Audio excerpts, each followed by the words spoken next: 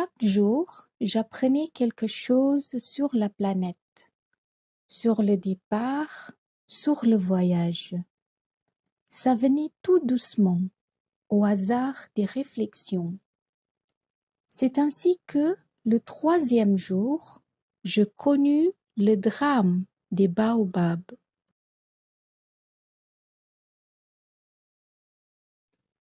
Cette fois-ci encore, ce fut grâce aux moutons, car brusquement le petit prince m'interrogea, compris d'un doute grave. C'est bien vrai, n'est-ce pas, que les moutons mangent les arbustes? Oui, c'est vrai. Ah, je suis content. Je ne compris pas pourquoi il était si important que les moutons mangeassent les arbustes.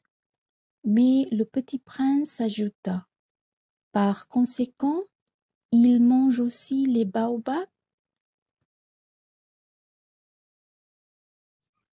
Je fis remarquer au petit prince que les baobabs ne sont pas des arbustes, mais des arbres grands comme des églises, et que, si même il emportait avec lui tout un troupeau d'éléphants, ce troupeau ne viendrait pas à bout d'un seul baobab.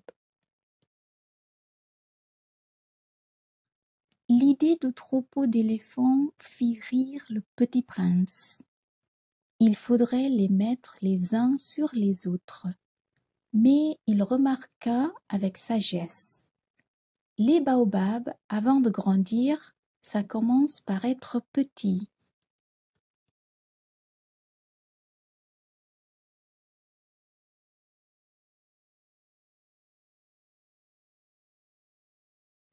C'est exact, mais pourquoi veux-tu que tes moutons mangent les petits baobabs?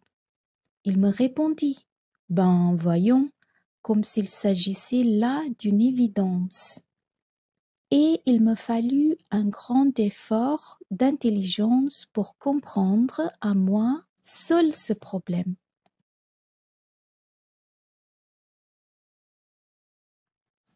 Et en effet, sur la planète du Petit Prince, il y avait, comme sur toutes les planètes, de bonnes herbes et de mauvaises herbes.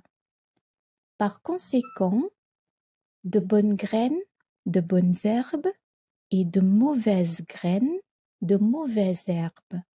Mais les graines sont invisibles. Elles dorment dans le secret de la terre jusqu'à ce qu'il prenne fantaisie à l'une d'elles de se réveiller. Alors elles s'étirent et poussent d'abord timidement vers le soleil une ravissante petite brindille inoffensive. S'il s'agit d'une brindille de radis ou de rosier, on peut la laisser pousser comme elle veut. Mais s'il s'agit d'une mauvaise plante, il faut arracher la plante aussitôt dès qu'on a su la reconnaître.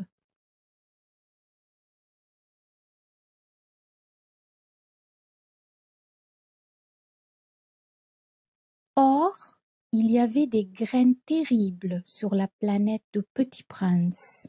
C'étaient les graines de baobab. Le sol de la planète en était infesté. Or, un baobab, si l'on s'y prend trop tard, on ne peut jamais plus s'en débarrasser. Il encombre toute la planète. Il la perfore de ses racines. Et si la planète est trop petite et si les baobabs sont trop nombreux, ils la font éclater. C'est une question de discipline, me disait plus tard le petit prince. Quand on a terminé sa toilette du matin, il faut faire soigneusement la toilette de la planète. Il faut s'astreindre régulièrement à arracher les baobabs dès qu'on les distingue d'avec les rosiers auxquels ils ressemblent beaucoup quand ils sont très jeunes. C'est un travail très ennuyeux, mais très facile. Et un jour, il me conseilla de m'appliquer à réussir un beau dessin pour bien faire entrer ça dans la tête des enfants de chez moi. S'ils voyagent un jour, me disait-il, ça pourra leur servir. Il est quelquefois sans inconvénient de remettre à plus tard son travail, mais s'il s'agit des baobabs, c'est toujours une catastrophe. J'ai connu une planète habitée par un paresseux. Il avait négligé 3 arbustes. Et sur les indications du Petit Prince, j'ai dessiné cette planète-là.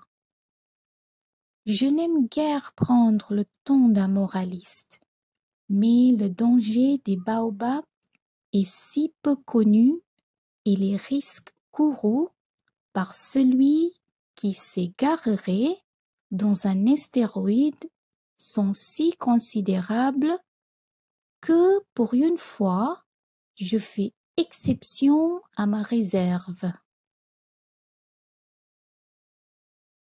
Je dis enfants, faites attention aux baobabs.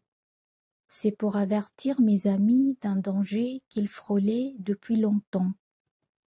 Comme moi-même, sans le connaître, que j'ai tant travaillé ce dessin-là. La leçon que je donnais en valait la peine.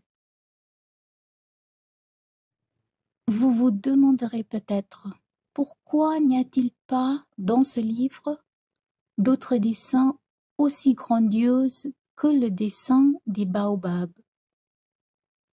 La réponse est bien simple. J'ai essayé, mais je n'ai pas pu réussir. Quand j'ai dessiné les baobabs, j'ai été animée par le sentiment de l'urgence.